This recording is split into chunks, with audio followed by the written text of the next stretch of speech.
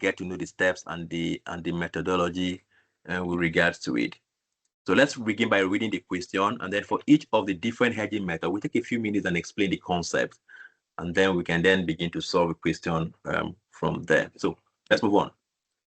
So this question, like you've seen in front of us, is a question that has been repeated twice before. Twice before.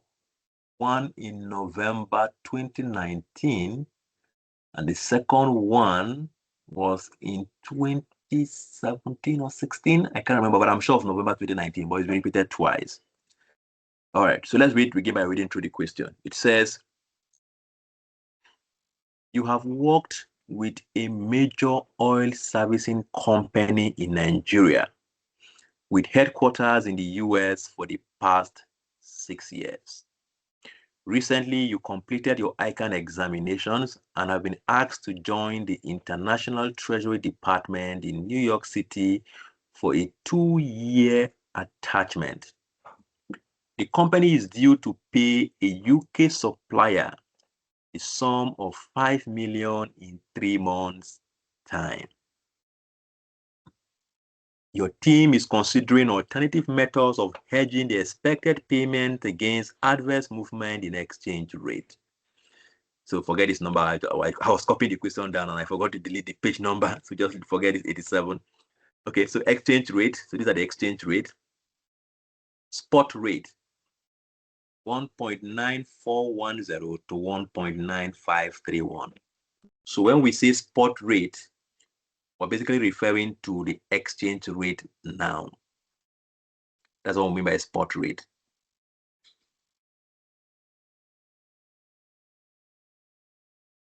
So what is exchange rate now? That's the spot rate. One month forward, basically referring to an exchange rate agreed for 1 month in future.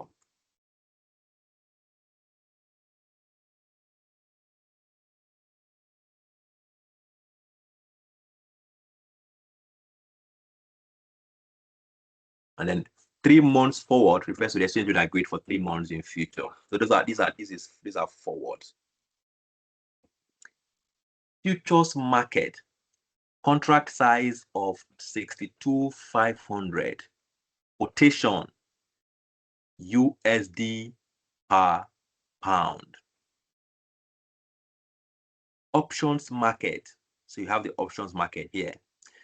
You are required to advise the company which of the following hedging strategies should be adopted for the payment due to be made in 3 months.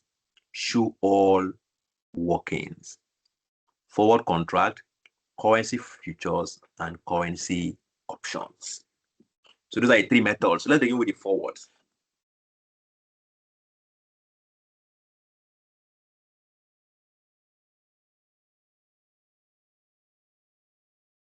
Okay, so let's begin with the forwards.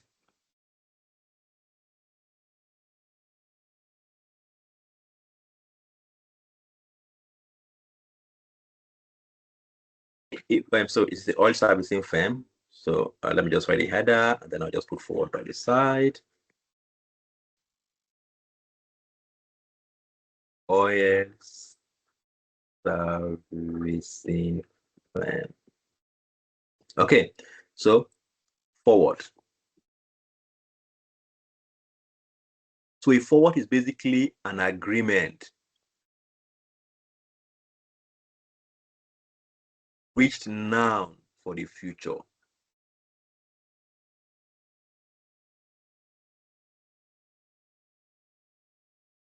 So just imagine if the US company, which the US oil servicing firm, needs to make payment to a UK company, and it approaches the UK company and say, can we agree an exchange rate now for the future? That is what the forward agreement is all about. Now, the key question becomes, when does the oil servicing firm want to make the payment? It says that they need to make a payment of 5 million in 3 months' time. That is the required payment, 5 million in 3 months' time.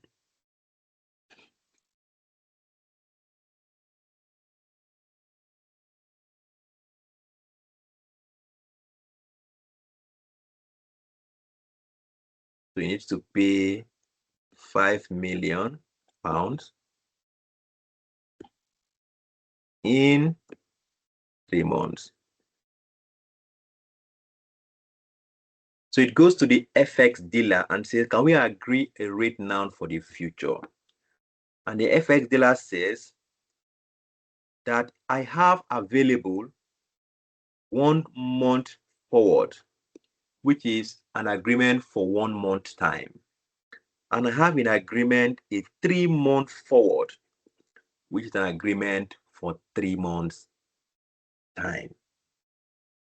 We need to make our payment in 3 months. So because we need to make our payment in 3 months, this 1 month will not be applicable to us because we're looking at 3 months.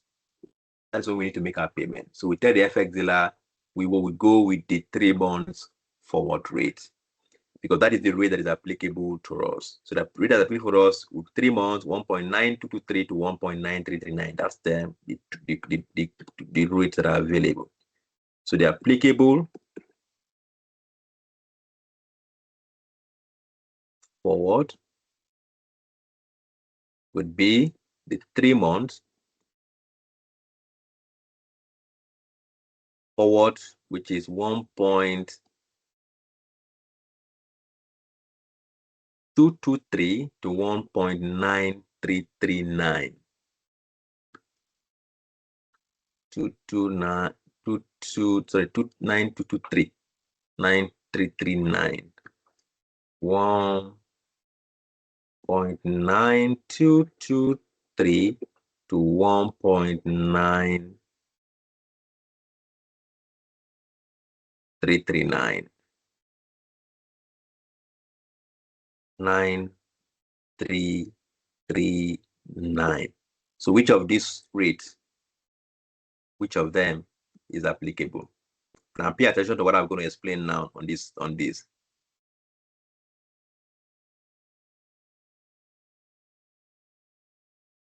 So which of these is applicable? Let me begin with the one that is relevant to this question. Then we explain the other one software. We'll move on to the other question. Now, you should always bear in mind that whenever you go to an FX dealer or to a currency quote market, that currencies are always quoted variable divided by base. So that currency are always quoted. Every currency out there in the exchange market is always quoted variable divided by base. Now the base is always equal to 1. The variable is a value that is not 1, except in a situation where we have $1, for example, is equals to 1 naira. So you have 1:1. But outside a situation where you have 1:1, the variable would be a value that is not and is never 1. It's not and is never 1. So if you look at how the currency is quoted and the variable 1, which is a numerator, happens to be your own local currency. So let's assume that I'm in Nigeria and the variable currency happens to be naira. So that's my local currency. We would say that that currency is quoted as a direct quote.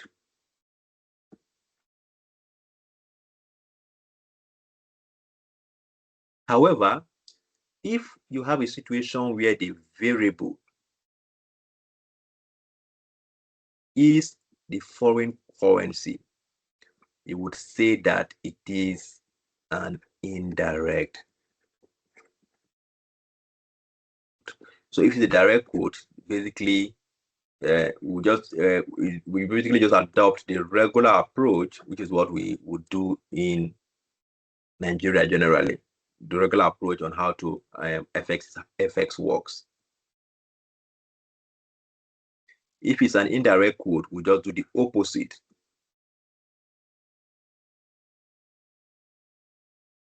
We do the opposite. So let's quickly establish our currency is it a direct quote or indirect quote? And then we'll then know what we need to do.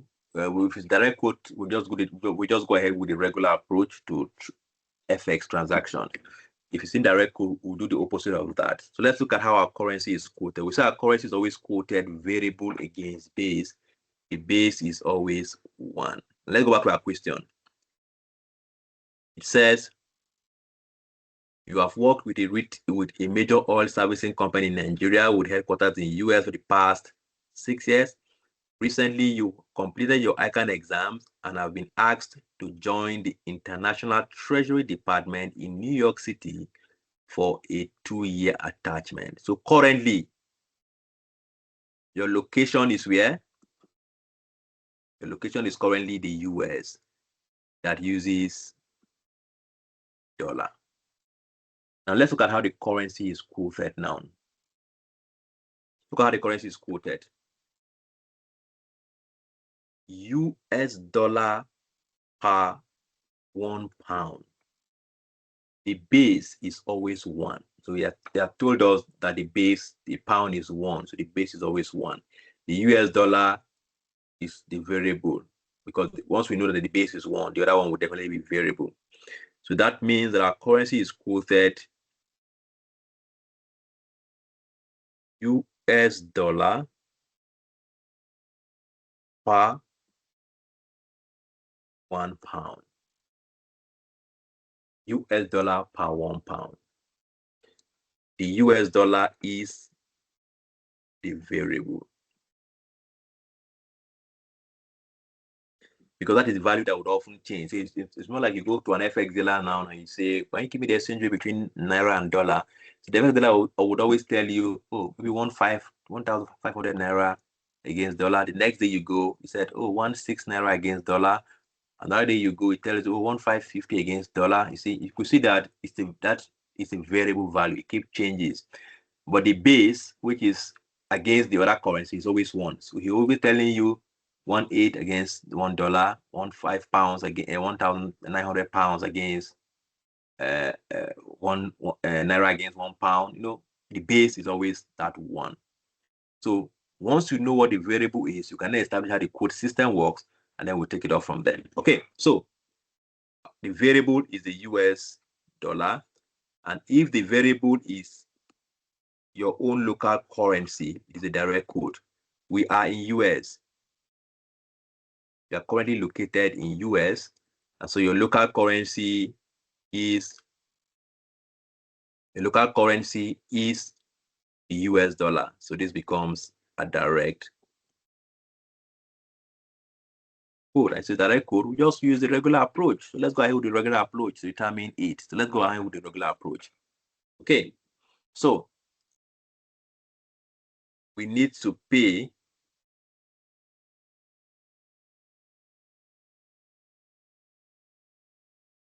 £5,000 as a US company. So we approach an FX dealer to purchase pounds.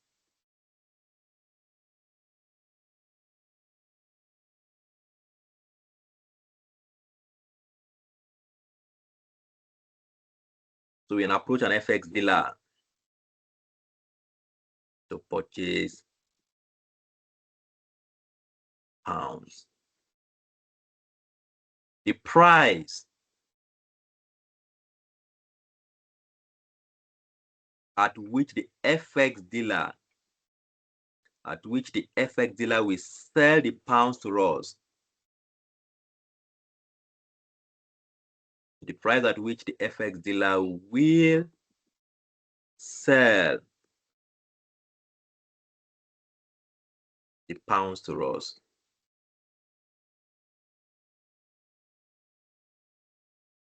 Will it be a higher rate or will it be the lower rate? Very easy. It's like every other business out there. For every business out there, what they typically want to do is that they want to buy low. They want to buy low and sell what? Sell high. For every business, they want to buy low and sell high. And the difference gives them profit. So they buy low, they sell high. Difference give them the profit or spread. That's what every business out there does. Buy low, sell high. Buy low, sell high. So if we come to the FX dealer to buy pounds from them and they need to sell pounds to us, definitely they will sell the pounds to us at a higher rate.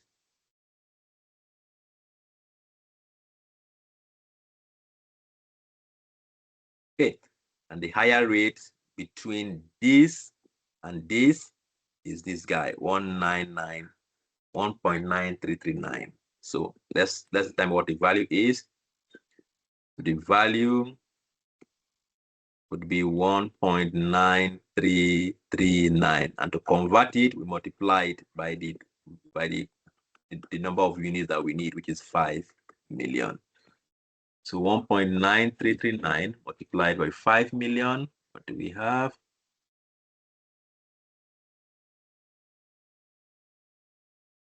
Okay, so that's 1.9339 multiplied by 5 million. So that gives us dollar value of 9,669,500. So this is our forward rate. It's our forward rate.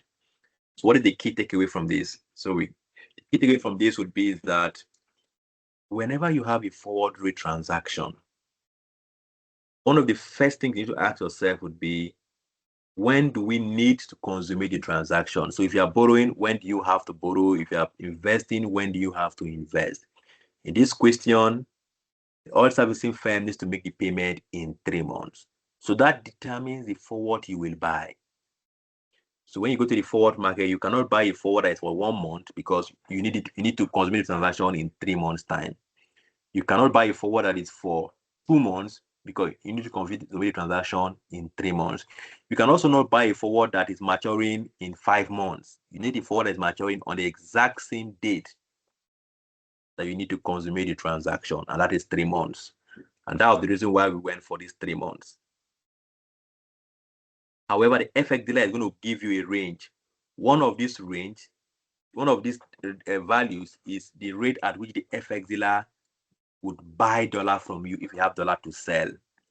And one of the rate would be the rate at which the FX dealer will sell dollar to you if you want to buy. The question won't tell you which is which, so you need to figure out which is which. And how do you figure out? Generally, it depends on how the currency is quoted. If it's quoted as a direct quote, which gives you the number of units of your own currency to the foreign currency, which is a direct quote, we go with the regular approach. The regular approach, whoever is into business will always buy low and sell high. Whoever is into business will always buy low and sell high, and that's how they make money. So if I need to buy, the oil service firm needs to buy pound, the FX dealer needs to sell to them.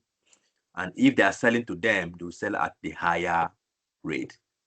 So between this value and this value, which is one is the higher, 1.9329 is the higher one. So we now look for the dollar equivalent of that, which is 1.9329 multiplied by 5 million.